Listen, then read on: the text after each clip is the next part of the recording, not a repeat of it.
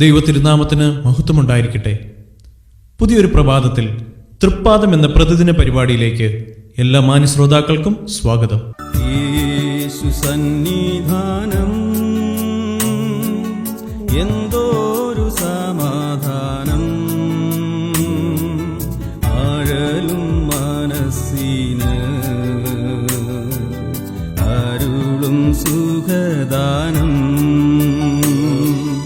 ആഴലും മനസ്സിന് അരുളും സുഖദാനം. മരണാനന്തര ജീവിതം എന്ന വിഷയത്തെ ആസ്പദമാക്കി ദൈവവചനത്തിൽ നിന്നും സംസാരിക്കുന്നത് സഹോദരൻ ജോൺ പി തോമസും സഹോദരൻ ജോൺ സെബാസ്റ്റ്യനും. യേശുക്രിസ്തുവിന്റെ വരവോടുകൂടെയാണ് മരണം നീക്കിയെന്നുള്ള പദം വന്നത്. ശരി. യേശുക്രിസ്തുവിന്റെ ഈ ലോകത്തിലേക്കുള്ള വരവിന് ശേഷമാണ്. ബൈബിൾ അതിനെ കുറിച്ച് വല്ലതും പറയുന്നുണ്ടോ?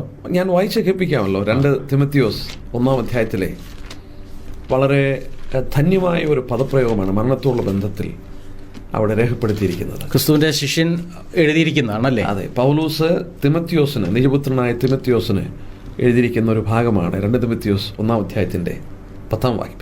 ഇപ്പോൾ മരണം നീക്കുകയും സുവിശേഷം കൊണ്ട് ജീവനും അക്ഷതയും വെളിപ്പെടുത്തുകയും ചെയ്ത നമ്മുടെ രക്ഷിതാവായ യേശു ക്രിസ്തു.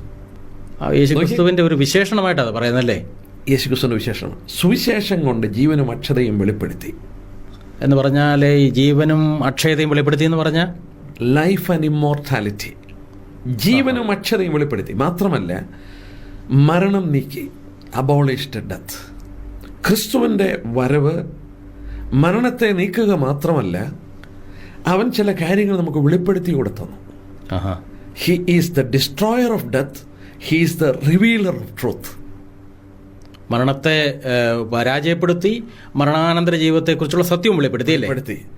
ഈ പരാജയപ്പെടുത്തിയാൽ മാത്രം പോരാ, ആ സത്യങ്ങൾ മനസ്സിലാക്കാതിരുന്നത് നമ്മളെ സംബന്ധിച്ച് പ്രായോഗികമായിട്ട് നമുക്ക് എങ്ങനെ ആശ്വാസം ലഭിക്കും? പരാജയപ്പെടുത്തുന്ന ശത്രുവിനെ കുറിച്ചുള്ള കാര്യങ്ങൾ നമ്മൾ മനസ്സിലാക്കുന്നു. അതെ, അവൻ പരാജയപ്പെട്ട ഒരു ശത്രുവാണെന്ന് മനസ്സിലായെങ്കിലേ നമുക്ക് ആശ്വാസമുള്ളൂ. അതെ അതെ. മരണശേഷം എന്തെന്നുള്ളത് നാം അറിഞ്ഞെങ്കിലേ നമുക്ക് ആശ്വാസമുള്ളൂ. മറ്റുള്ളവരെ പോലെ ദുഃഖിക്കാതിരിപ്പാൻ നിദ്ര കൊണ്ടവരെ കുറിച്ച് അറിവില്ലാതിരിക്കരുതെന്ന് ഞാൻ ആഗ്രഹിക്കുന്നു. തെസ്സലോനിക്കർ പൗലോസ് എഴുതി. അപ്പം അറിവാണ് നമുക്ക് ആശ്വാസം തരുന്നത്. ഞാൻ ഓർപ്പിച്ചു, ഇരുട്ടിനെ പേടിക്കാതെ ആ ഇരുട്ടിൽ ഒന്നുമില്ലെന്ന് നമുക്ക് മനസ്സിലാക്കി തരുന്നത് ധൈര്യം ലഭിക്കുന്നു. ഈ വെളിപ്പാടാണ്, കർത്താവിൻ്റെ വെളിപ്പാടാണ്. ഈ വെളിപ്പാടിനോടുള്ള ബന്ധത്തിൽ അവൻ മരണത്തെ അബോളിഷ് ചെയ്തു, അതിൻ്റെ ശക്തി കെടുത്തിക്കളഞ്ഞു. കെടുത്തിക്കിടന്നു. സുവിശേഷം കൊണ്ട് ജീവനും അക്ഷതയും വെളിപ്പെടുത്തി. ലൈഫ് ആൻഡ് ഇമ്മോർട്ടാലിറ്റി സുവിശേഷം കൊണ്ടാണ്. എന്തായി സുവിശേഷം? സുവിശേഷം എന്ന് പറയുന്നത് പലരും ചിന്തിക്കുന്ന ഒരു സിദ്ധാന്തമാണെന്നാ. സുവിശേഷം സിദ്ധാന്തമല്ല, ഒരു വ്യക്തിയാണ്. ഞാൻ ഒത്തിരി കാലം വിശ്വസിച്ചുകൊണ്ടിരുന്നത് ഒരു സഭയാ സുവിശേഷം എന്നുള്ളത്. അല്ല, സുവിശേഷം, ഗുഡ് ന്യൂസ്, നല്ല വിശേഷം. നല്ല വിശേഷം. ഏറ്റവും നല്ല വിശേഷം എന്തുവാ? ഏറ്റവും നല്ല വിശേഷം ഒരു ജയിലിൽ അടയ്ക്കപ്പെട്ട ഒരു വ്യക്തിക്കുള്ള ഏറ്റവും നല്ല വിശേഷം എന്തുവാ? സ്വാതന്ത്ര്യം. അതെ. ദൈവത്തിന്റെ മുമ്പാകെ കുറ്റം ചെയ്യപ്പെട്ട കുറ്റവാളിയായ ഒരു മനുഷ്യനെ സംബന്ധിച്ച് അവന് ലഭിക്കുന്ന ഏറ്റവും നല്ല വാർത്ത എന്താണ്? അല്ല, വലിയൊരു കടമുണ്ടവന്, കൊടുത്തു തീർക്കാൻ സാധ്യമല്ലാത്തൊരു കടത്തിൻ്റെ ഉടമയാണ് അവൻ. അവനെ സംബന്ധിച്ചുള്ള ഏറ്റവും വലിയ വാർത്ത എന്താണ്? ഞാൻ കടം കൊടുത്തു തീർക്കാം എന്ന് പറയുന്ന ഒരാൾ. അവനെ സംബന്ധിച്ച് അവൻ്റെ കാതിൽ വീഴുന്ന ഏറ്റവും നല്ല വാർത്ത അവൻ്റെ കടം വീട്ടി.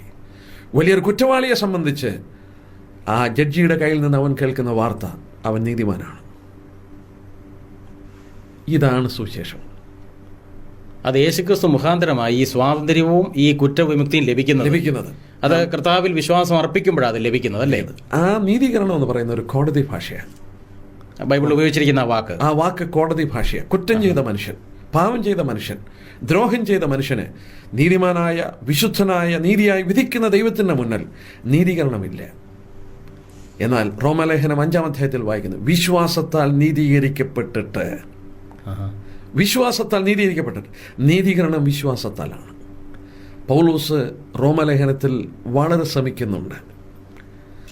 അബ്രഹാം നീതീകരിക്കപ്പെട്ടത് പരിച്ഛേദന ഏൽക്കുന്നതിന് മുമ്പാണ്. യാതൊരു പ്രവൃത്തിയും അവിടെ ഇല്ല. തൻ്റെ വിശ്വാസമാണ് നീതീകരണത്തിന് കാരണമായത്. നാം തിരുവചനത്തിൽ വായിക്കുന്നു, ഞാൻ ആ ഭാഗം ഒന്ന് വായിച്ച് കേൾപ്പിക്കാം. തീർച്ചയായിട്ടും ആ ബൈബിളിലേത് ഭാഗത്ത് പറഞ്ഞിരിക്കുന്ന ഒന്ന് വായിച്ചാൽ അത് വായിച്ച് കേൾപ്പിക്കേണ്ട ഒരു ഭാഗമാണ്. ഒരു വിശ്വാസത്താൽ നീതീകരിക്കപ്പെടുന്നു, മനുഷ്യന്റെ കർമ്മങ്ങൾ, പ്രവൃത്തികൾ ഭക്തി ജീവിതമൊന്നുമല്ല ദൈവത്താൽ നീതീകരണം ലഭിക്കുന്നത് എന്നുള്ളത് വാസ്തവത്തിൽ മനുഷ്യൻ്റെ സ്വയ പരിശ്രമം കൊണ്ടൊന്നും അങ്ങേ ലോകത്ത് അല്ലെങ്കിൽ മരണത്തിൻ്റെ ഭയത്തിൽ നിന്നും വിടുതൽ കിട്ടുകയില്ല എന്നുള്ളതല്ലേ? അത് ഞാൻ കാണിച്ചു തരാം. റോമലേഖനം 1-ാം അധ്യായം നമ്മൾ വായിക്കുമ്പോൾ മനുഷ്യരെക്കുറിച്ച് ഈ കാര്യങ്ങൾ, അവരുടെ കടത്തെക്കുറിച്ചും ദൈവസന്നിധിയിലുള്ള കുറ്റത്തെക്കുറിച്ചും ഒക്കെ രേഖപ്പെടുത്തിയ ശേഷം 1-ാം അധ്യായത്തിൽ വളരെ വ്യക്തമായി പൗലോസ് രേഖപ്പെടുത്തുന്ന ഒരു വസ്തുതയുണ്ട്. ആ വസ്തുത നമുക്കൊന്ന് വായിച്ചു നോക്കാം. അങ്ങനെ റോമയിലുള്ള നിങ്ങളോടും സുവിശേഷം അറിയിപ്പാൻ ഞാൻ ആവോളം ഒരുങ്ങിയിരിക്കുന്നു. സുവിശേഷത്തെക്കുറിച്ച് എനിക്ക് ലജ്ജയില്ല. വിശ്വസിക്കുന്ന ഏവനും യഹൂദനും പിന്നെ യവനും അത് രക്ഷയ്ക്കായി അത് ദൈവശക്തിയാണ്. അതിൽ ദൈവത്തിൻ്റെ നീതി വിശ്വാസം ഹേതുവായും വിശ്വാസത്താലും ആയിക്കൊണ്ട് വെളിപ്പെടുന്നു. അതിൽ ദൈവത്തിൻ്റെ നീതി വിശ്വാസം ഹേതുവായും വിശ്വാസത്താൽ ആയിക്കൊണ്ടും വെളിപ്പെടുന്നു. നീതിമാൻ വിശ്വാസത്താൽ ജീവിക്കുമെന്ന് എഴുതിയിരിക്കുന്നു. നീതിമാൻ വിശ്വാസത്താൽ ജീവിക്കും. വിശ്വാസം ഹേതുവായി, പ്രവൃത്തി കൂടാതെ വെളിപ്പെടുന്ന വിശ്വാസത്തെക്കുറിച്ച് ഇവിടെ അതിൻ്റെ താഴെ വായിക്കുന്നുണ്ട്. റോമലേഖനം 3:21 ഇപ്പോഴോ ദൈവത്തിൻ്റെ നീതി വിശ്വസിക്കുന്ന എല്ലാവർക്കും യേശുക്രിസ്തുവിലെ വിശ്വാസമുള്ള ദൈവനീതി തന്നെ ന്യായപ്രമാണം കൂടാതെ വെളിപ്പെട്ടു വന്നിരിക്കുന്നു. ന്യായപ്രമാണം കൂടാതെ, പ്രവൃത്തി കൂടാതെ, യേശുക്രിസ്തുവിലുള്ള വിശ്വാസത്താൽ ആ നീതി കണക്കിടുന്നത്. ഇപ്പോഴോ ദൈവത്തിൻ്റെ നീതി വിശ്വസിക്കുന്ന എല്ലാവർക്കും യേശുക്രിസ്തുവിലെ വിശ്വാസത്താലുള്ള ദൈവനീതി. യേശുക്രിസ്തുവിൽ ഒരുത്തനെ വിശ്വസിക്കുമ്പോൾ ദൈവനെ നീതീകരിക്കും. ഞാൻ ഒന്നുകൂടി അത് വായിച്ചേൽപ്പിക്കാം. അതിന് 25-ാം വാക്യം, വിശ്വസിക്കുന്നവർക്ക് അവൻ തന്റെ രക്തമൂലം പ്രായശ്ചിത്തമാകുവാൻ ദൈവം അവനെ പരസ്യമായി നിർത്തി. ദൈവം തന്റെ പുറമേയിൽ മുൻകഴിച്ച പാപങ്ങളെ ശിക്ഷിക്കാതെ വിടുക നിമിത്തം തന്റെ നീതിയെ പ്രദർശിപ്പിപ്പാൻ താൻ നീതിമാനും യേശുവിൽ വിശ്വസിക്കുന്നതിനെ നീതീകരിക്കേണ്ടതിനും ആകേണ്ടതിന് ഇക്കാലത്ത് തന്നെ നീതിയെ പ്രദർശിപ്പിപ്പാൻ തന്നെ അങ്ങനെ ചെയ്തത്. ദൈവം നീതിമാനാണ്. പാപം ചെയ്ത, കുറ്റം ചെയ്ത ഒരു മനുഷ്യനെ നീതീകരിക്കുന്നത് ഒരു ന്യായാധിപന് ചേരുന്നതല്ല, നീതിമാനായ ന്യായാധിപന് ചേരുന്നതല്ല. എന്നാൽ ദൈവം നമ്മളെ ശിക്ഷിക്കാതെ വിടണമെങ്കിൽ യേശുക്രിസ്തുവിലൂടെ മാത്രമേ സാധിക്കുകയുള്ളൂ. അതാണ് ഇവിടെ രേഖപ്പെടുത്തിയത്. യേശുക്രിസ്തു വിശ്വസിക്കുന്നവനെ നീതീകരിക്കുന്ന ദൈവം, ശിക്ഷ ഏറ്റെടുത്ത് താൻ നീതിമാനും യേശുവിൽ വിശ്വസിക്കുന്നവനെ നീതീകരിക്കേണ്ടതിനും ഇക്കാലത്ത് മനുഷ്യന്റെ പ്രവൃത്തി കൂടാതെ ഈ നീതീകരണം കടന്നു വന്നു. അപ്പോൾ ആർക്കെങ്കിലും ദൈവസന്നിധിയിൽ നീതീകരണം വേണമെങ്കിൽ യേശുക്രിസ്തുവിൽ വിശ്വസിച്ചെങ്കിലേ സാധിക്കുകയുള്ളൂ. എങ്കിൽ മാത്രമേ ദൈവത്തിൻ്റെ നീതിക്ക് ഭംഗം വരാതെ നമ്മളെ നീതീകരിപ്പാൻ സാധിക്കും. എനിക്ക് പകരമായ ക്രിസ്തു ശിക്ഷ ഏറ്റെടുത്തുകൊണ്ട് ക്രിസ്തുവിൽ വിശ്വസിക്കുമ്പോൾ ഞാൻ നീതീകരിക്കപ്പെടുകയാണ്.